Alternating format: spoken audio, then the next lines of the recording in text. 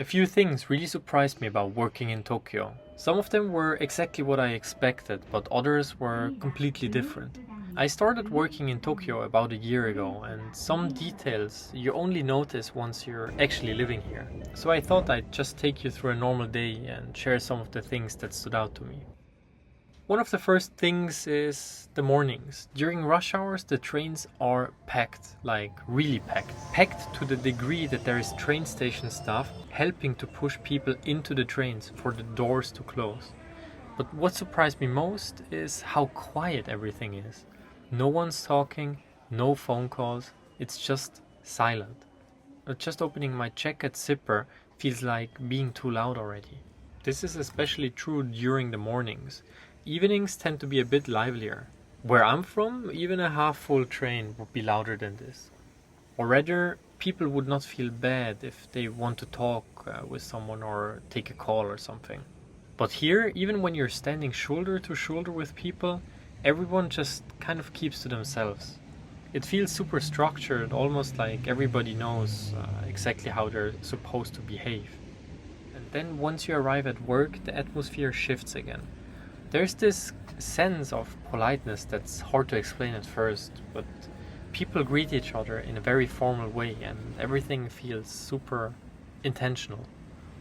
Even small things like how you enter the office or say good morning, like ohayo gozaimasu, feel more important than I expected.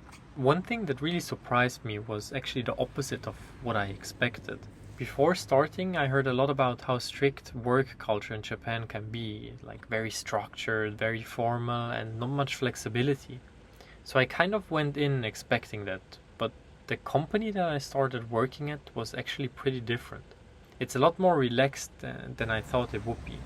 People are still polite, of course, but the overall atmosphere feels more open. That was honestly a really pleasant surprise. And at the same time though, after talking to some of my coworkers about their previous jobs, it seems like this really depends on the company. So some places are exactly how you'd expect, so very strict and very structured. So I guess I just got a bit lucky with where I ended up.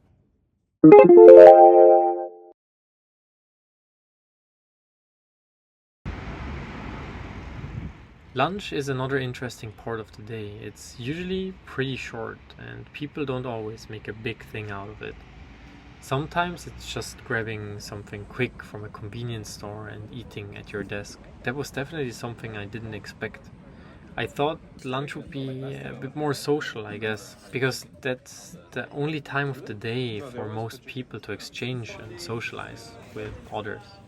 But here it's more about recharging quickly and getting back to work again. I feel like some of my Japanese coworkers, they're like professional speed eaters.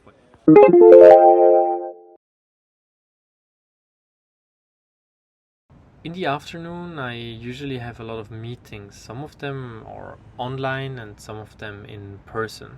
I was a bit anxious about the in-person meetings before coming here. I heard that there are so many rules that you need to be aware of, like where to sit, when to speak, and so on. It turned out that this was not really enforced at my company, but these rules still apply when meeting with other Japanese companies, of course.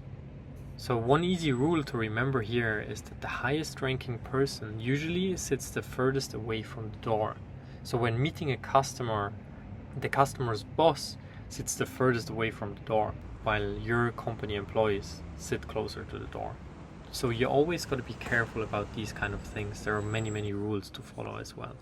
Another thing that I try to do in the afternoon is to get out the office for a couple of minutes, and mainly to reduce some stress and relax a little, and also enjoy some fresh air, or however fresh the Tokyo air is, at least better than inside an office. It helps me just to recharge a bit and also wake up, especially after having a karage set for lunch. Another rule which I thought would be enforced is that everyone stays until the boss leaves. However, this is also not enforced at my company. Usually I finish work when it's getting somewhat late, because currently I have so many tasks, so I wouldn't go home for a month if I wanted to finish everything before going home.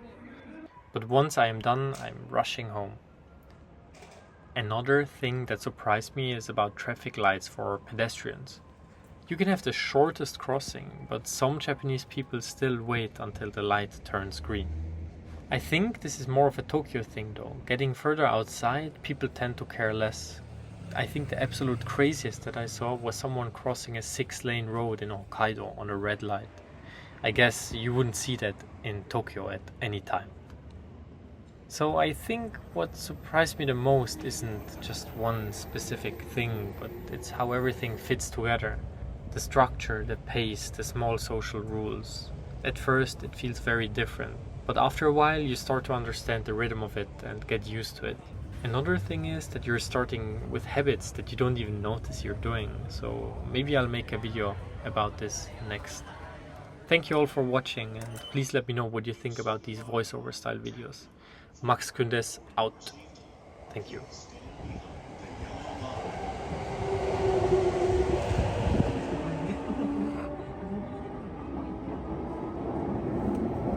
次は秋葉原。